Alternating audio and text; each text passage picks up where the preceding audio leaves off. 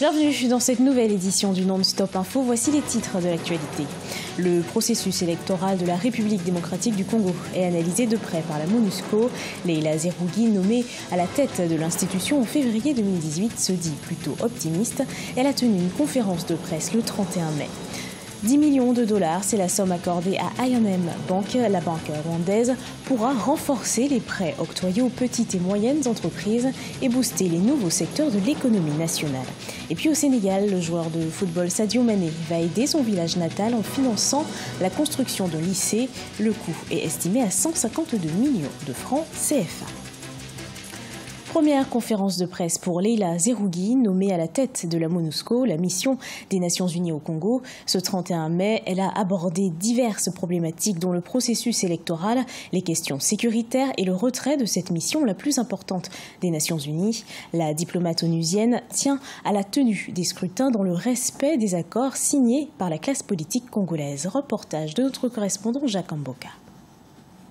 L'une des plus importantes missions onusiennes au monde, la MONUSCO, installée en République démocratique du Congo près de 2 décennies, réserve une attention particulière au processus électoral dans ces pays. Nommée représentante du secrétaire général de l'ONU en février 2018, Leila Zerougui a tenu sa première conférence de presse ce jeudi 31 mai 2018. Nous avons un mandat. Le Conseil de sécurité nous dit d'appuyer les élections crédibles, inclusive et transparente. Donc les 3 fondamentaux sont inscrits dans la résolution. Nous y travaillons. Chaque mois, nous rendons compte au Conseil de sécurité. Le processus électoral figure parmi les grandes priorités, sans oublier les questions de sécurité qui constituent les socles de la mission de la MONUSCO.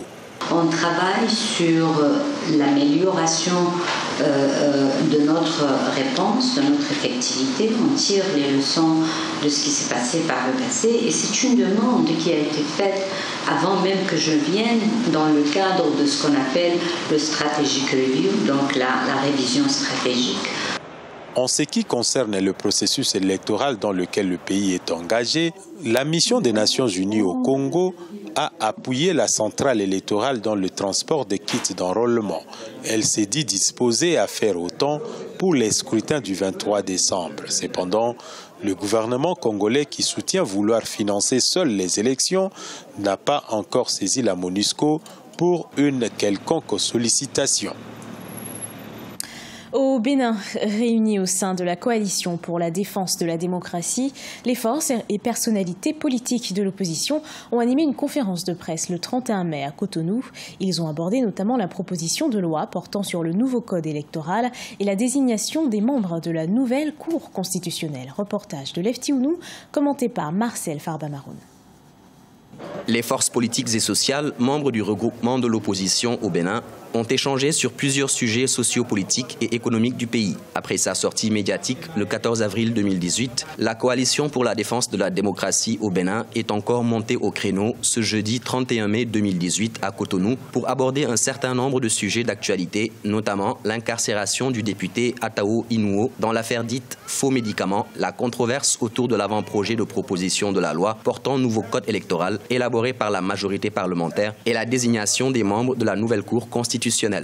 La composition de la prochaine Cour, avec en son sein des éléments comme Joseph Djobenou, qui n'a eu de cesse, depuis 2 ans, de soutenir les atteintes aux libertés publiques et à l'indépendance de la justice, d'appeler même à rejeter toute décision de la Cour constitutionnelle contraire aux desiderata du pouvoir en place.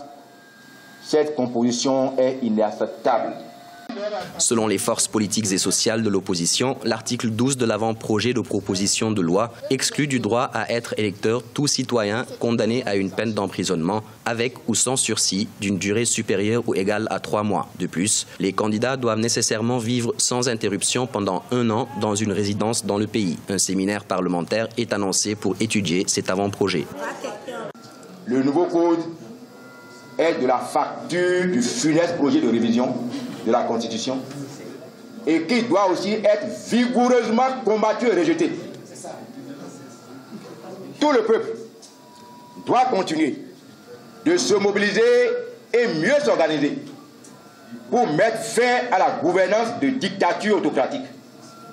La coalition pour la défense de la démocratie exige, entre autres, le rétablissement et la garantie des libertés publiques, d'expression, de presse et de manifestation, l'audit international indépendant de la liste électorale permanente électorale, ou encore le retrait immédiat de la proposition de loi sur le code électoral. De son côté, le président de la République, Patrice Talon, estime que le mécontentement des acteurs politiques est la résultante de ces initiatives en vue de réformer le pays.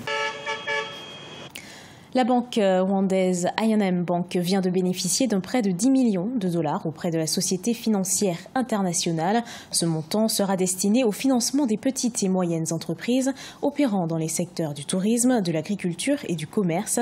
Dans le pays, les PME représentent 98% des entreprises que compte le Rwanda. Les précisions d'Adijatou Bandawi.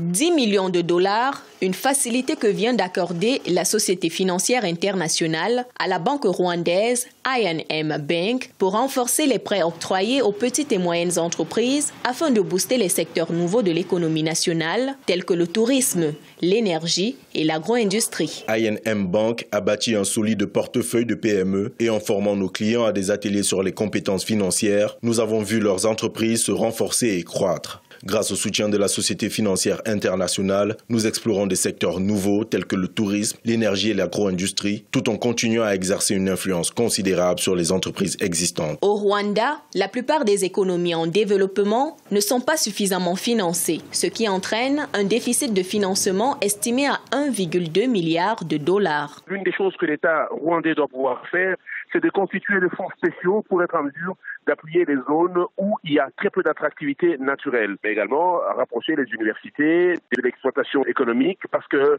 sans intelligence, sans innovation, sans préparer les universités à cela, ce sera difficile. Se doter des incubateurs et stimuler les universités à se doter des incubateurs prépare des entrepreneurs de demain et on peut les préparer dans les secteurs où l'État a besoin.